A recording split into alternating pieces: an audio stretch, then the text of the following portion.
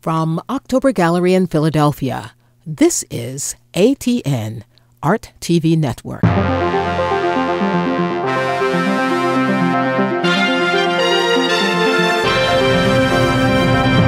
we are going to continue. Darrin, how did you get your start? I established greetings, everybody. I established myself early on as a choreographer and as a dancer. Firstly, as a dancer, my dream was to work with Michael Jackson. Not to be Michael Jackson, not to look like Michael Jackson, to work with Michael Jackson. And he was my inspiration, along with movies like West Side Story, The Wizard of Oz, Seven Brothers for Seven Brides. I used to watch the Nicholas brothers dancing all the time because of what was in my house, listening to Diana Washington songs, and that's just what my mother played. And I just had a deep will and desire to be a dancer. At that time, the Jackson 5 had a television special. I used to watch, I remember watching James Brown and his show. So yes, I used to watch that show. I'm not, you're like, wait a minute. So that was my inspiration growing up. And later on through high school, there was a teacher named Sandra Skodnick who took interest in me in a theater workshop class, and who used to put on the talent shows. And she asked me to get two other people who I chose, which were friends of mine, to go to Castleton State College in Vermont and perform. And at that time, I met an amazing man that became the first manager in my life. His name was Scott Sterling. You may know him as Scott LaRock, who created and founded Boogie Down Productions. Scott was actually my manager for 2 or 3 years during the time where he graduated Castleton State College and came to the Bronx. He wanted to become a famous DJ. During that process of time, he worked in a facility that housed homeless people, which is where we met KRS-One. And then we were still on tour in Vermont. So I was a part of a group called B-Boys in Action. KRS was the rapper, DJ Scott LaRock was the DJ.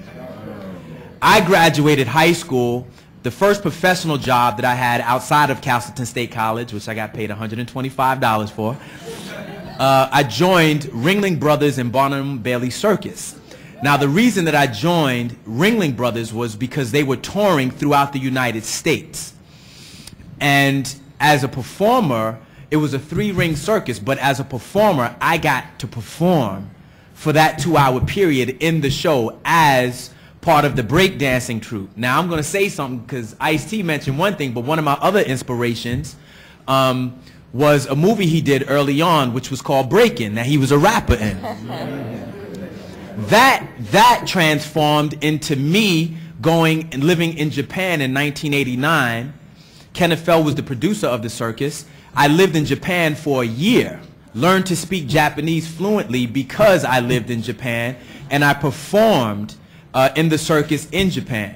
Now when I came back from Japan in 1990, I was performing on a television show for MTV with a woman named Downtown Julie Brown. Oh, yeah. It was called Club MTV.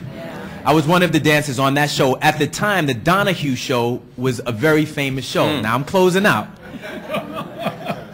Take my time, all right. The Donahue, the Donahue Show. This is a very important story that I'm telling you, and how I got to where I am now to play men like Jim Brown. Donahue Show was the talk show at the time. There was a man named Adolfo Quinones who played Shabba-Doo in Breakin'. Well, I followed Shabba-Doo around the whole time on the Donahue Show. And I told him, I looked up to him as a dancer and as a choreographer, and I was a dancer. Shabba-Doo made a call to a man named Ron Link and said that he met this kid. Well, 2 weeks later, I was auditioning for a Broadway show that had won all of these awards. It was called Stand Up Tragedy. And basically, I had read for it, and I'm on Broadway at 21 years of age. That was the very first thing I had done as an actor. After the show had closed, I went on to continue my choreography career, created such works as Things That Make You Go Home for CNC Music Factory, Color Me Bad, their song Sex You Up, which was in New Jack City. I designed and staged all the choreography. I was responsible for NSYNC's Bye Bye Bye, which I won an MTV Music Award for. Britney Spears, Christina Aguilera, Jennifer Lopez. All of that, thank you. And then when I won the MTV Music Award, I was satisfied after working with Michael Jackson. And then the following year, I worked with Prince. And then in 1999, 2000, I won the MTV Music Award. In 2000, as an actor, I auditioned for Soul Food. Booked the role as Lem. That started my television career as an actor, and then I moved into movies, and this is where I am today. Yeah, he took it all the way back. That's gangster. Boogie Down Productions, okay?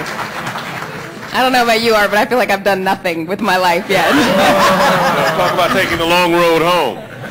Okay, LF, please. Oh, me? Yes. Oh, gosh. That's a hard act to follow there. Well, thank you, thank you. Most people remember me from the show Rock. Thank you. But I had a long life even before then. I started out as a young lady just wanting to be in sitcoms and wanting to be in the movies and wanting to do theater. I went to performing arts school in Detroit, Michigan, which is where I'm from. Detroit, Motor D.